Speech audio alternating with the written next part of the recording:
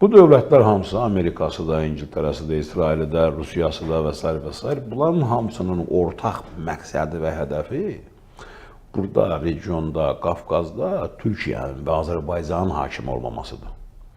Bu senaridə ən müxtəlif variantlar ola bilər. İngiltərənin, İsrailin, yenidən Rusiyanın qayıdışı, öz agenturası olan İranın mollakratiyasının hakimi, o hamıdan çox bəlkə də o səhv edir bunlara. Bəs müqavilələri niyə Azərbaycanla bağlayırlar? Azərbaycanla bağlı, çünki Azərbaycan dövləti var. Kimdən bağlanmalıdır ki?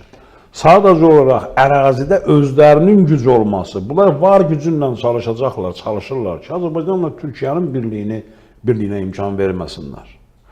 Çünki regionda sabitliyi, stabilliyi təmin edə biləcək və bunların hamısını regiondan ata biləcək, regionun həqiqi sahiblərinin hakimiyyətini bərqərar edə biləcək yeganə faktor Azərbaycanla Türkiyənin birgəliyidir.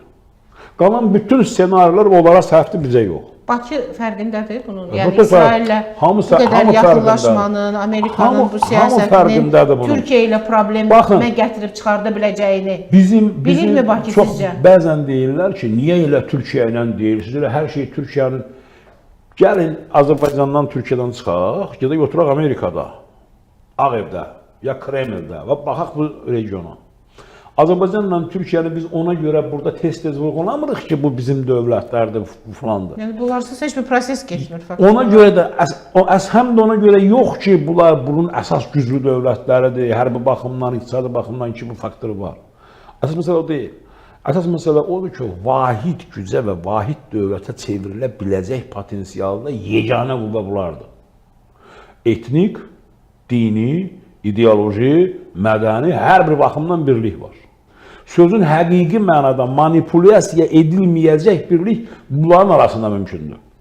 Regionun potensialı da bunlardadır, artım bunlarda, güc bunlarda, hərbi və s. Bunlar niyə bu balaca dövlətlər qoyur? Niyə bunlar Azərbaycanın, bax, Güney Azərbaycanın, Türkiyənin, İraqın, o üç bucağında, dörd bucağında əyri-əyri yollarla gəlib yeni bir Kürdistan qurmağa çalışır. Nə üçün? Niyə bu qədər qanla, qadayla, sərhəd də bilinmir, bu dağdan keçir. O Qırğızistan, Özbəkistan, bir də Qazaxıstan arasındakı o vilayəti yadınızdadır, o fərqanə. Görün, necə çəkiblər, belə fırır, bağırsaq kimi. Eyni şey də burada baş verir.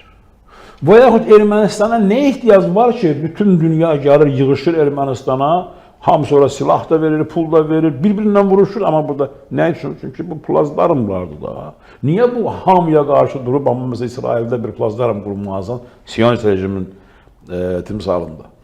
Siyasəti bu cür yeridirlər. Biz bu ölkədə, əgər Amerikanıqsa, Rusuqsa da, yəni biz bu millətdən deyiliksə, bizim mani ola biləcəyimiz, yeganə etməli olduğumuz bunlardır. Bütün Azərbaycandakı diplomatiya, Azərbaycana qarşı müəyyən reveranslar falanlar, hamısı bizə şey hesablanır.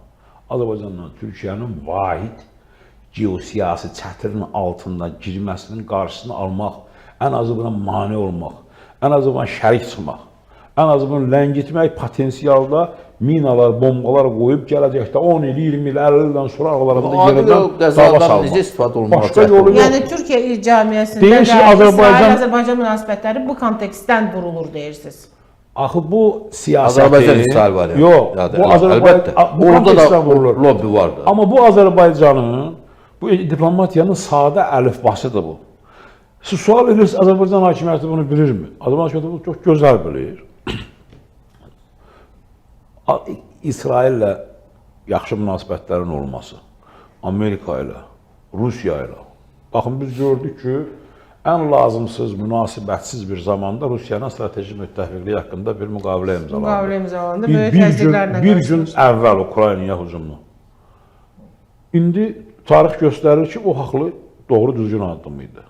Məhz o addımın nəticəsində biz bu sülh məramı dediyiniz o şeyləri buradan çıxarda bildik. Qansız çıxartmaqdan sonra, onsuz da çıxarılacaqdı onlar. Paketlənib, ölüsü meydi də gedə bilərdi. Amma da qansız, qadasız getdi. Ukraynada başqa nə oldu? Bu, indi situativ addımlardır. Azərbaycan hakimiyyətinin siyasi kursuna baxıram. Türkiyə ilə bağlı hələlik heç bir taviz vermir o türklər demiş. Yəni o nə qədər bizdə nigarançılıq yaradır, biz deyirik belə filan, burada da tənqid edir. Amma sonra görürük ki, yox da, yəni nəzarətdədir, gedir. Hələ ki bu yoxdur, görsənmir. Qlobal, böyük mənada görsənmir hələ ki. Müəyyən şeylər. O birisi dövlətlərlə münasibətdə isə normal münasibətləri, yaxşı münasibətləri qurmaq. Deyək ki, Türkiyə ilə İsrail arasında, İsrail də yəni Amerikanın və Qərb dünyasının bir qolu kimi İsraili danışırıq ha biz. Qlobal İsrail. Netanyahu hakimiyyətinin problemidir ya da yaratdığı prosesdir, yoxsa İsrailin strateji maraqlarıdır bu? İsrailin strateji marağı yoxdur orada. Ümumiyyətlə. Orada var Amerikanın strateji maraqları. Qərbin, Amerikanın xüsusilə strateji maraqları var. O strateji maraqların kəskinləşmə dövründə xatalara, qana-qadaya baxmayaraq icraatını üzərinə götürə bilən adamlardan biri Netanyahudur. Onun da bir ona geyindiriblər, siyonist ideologiyası deyilən bir şey qoyublar üzərinə. Əslində siyonist ideologiyası deyil, heç o da deyil. Əslində elə agentura fəaliyyətidir, başqa bir şey deyil. O dövlətlərin... Amerika diktəsi. Bəli, o dövlət, burada hər adam, məsələn Netanyahu kimi gözünü yumub, o qədər insanın ölümünə, o qədər insan faciələrin törənməsinə risk eləyə bilməz. Yəni getməz. Peres getməzdi. Bəli. Qlobal düşüncəmizə Yahudi millətini, Yahudi ideologiyasını, dinini, xalqını, Yahudi dövlətini düşünən böyük mənada heç kəs o addım ata bilməzdi. Yəni onlar Yahudilərin bir yaradıcı obrazını formalaşdırmışdılar. Onlar Yahudilərin bir o səhraya mədəniyyət gətirən obrazını formalaşdırmışlar. Milyardlarla buna, trilyonlarla pul xərclənmişdi.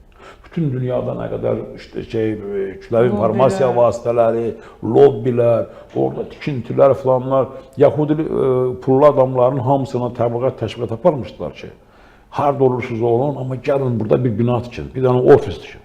Schwarzenegger aktyor idi. New York'un da bir ara meri seçilmişdi. Amma nəhəng bir oteli, böyük bir binası var İsraildə, yaşayan da yoxdur, işıqda heç çəkilməyir. Biri xəstəxana tikir, biri otel tikir. Amma var, niyə? Qalxındırmaq, inkişaf elətdirmək lazım idi. Baxın, indi bugün Netanyahu'nun siyasəti tam əksinədir. İsrail BMT-də səs vermədə uduzdu. İsrailin faşist dövləti başladılar orada, burada deməyə. Üzərinə getdilər, dövlət öz beynəlxalq imicini itirdi. Niyə? Çünki İsraili düşünən adam ona getməzdi. Bu İsraili düşünmürdü. Bu ağalarını düşünürdü, tapşırıq yerinə yetirirdi. Mesela burasındadır. İran biz demişik yaxı burada. İran bizim sərhəddimizdə gəlib silah-silaha vurası döyüldü Hayşu ilə, Danqadonunla. Eləməli deyildi, İrana olmazdı bunu eləmək. Amma elədi. Tərs nəticə. Niyə? Çünki göstəriş budur.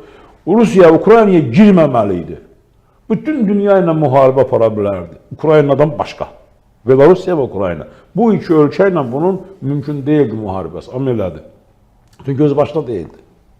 Baxın, bu İsrail bugün həmən onu eləyir. Azərbaycan hakimiyyəti dövləti də bu şeylər çox gözəl bilir əlbəttə, kənarız edir. Umuram hər halda belə güman edirəm ki,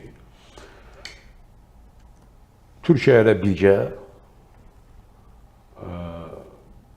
uzlaşmış siyasətlə bu dövlətlərin hamısından, zaten diplomatiya budur da, düşməni dost eləmək lazımdır. İndi gəlir bunlara bizə qarşı vuruşub, çəlib yürüşünə gəlirsə, bu demək deyil ki, biz də əks yürüşən hamıya qarşı müharibə eləməliyik. Əlbəttə, biz bunları təkrar eləməyə çalışmalıyıq. Kimini xəfiyyəmizlə, kimini siyasətimizlə. Mən hesab edirəm ki, bu qarşılıq, bu əlaqəli bir siyasətdir və yönəlib konkret, pragmatik, siyasi, geosiyasi, həm də iqtisadi maraqlarımızın gerçəkləşməsinə. Bu belə də olmalıdır zaten, siyasət diplomatiya budur. Azərbaycanla Türkiyənin arasında qlobal mənada problemləri biz bir neçə dəfə burada hiss eləmişik.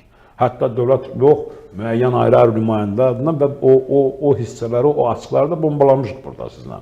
O başqa məsələ. O təhlükə hər zaman var, hər zaman ona baxacağıq. İndi Pənah bəyin qeyd elədiyi o Abraham sazişi. Abraham sazişi əvvəl bir cür təklif olunurdu. Bugün tamam mahiyyəti dəyişir Pənah bəy. Fikir verirsiniz.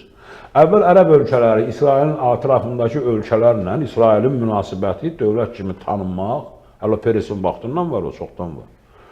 Bu, sülhün yaranması, Ərəb-İsrail münasibətlərinin tənzimlənməsi üçün idi.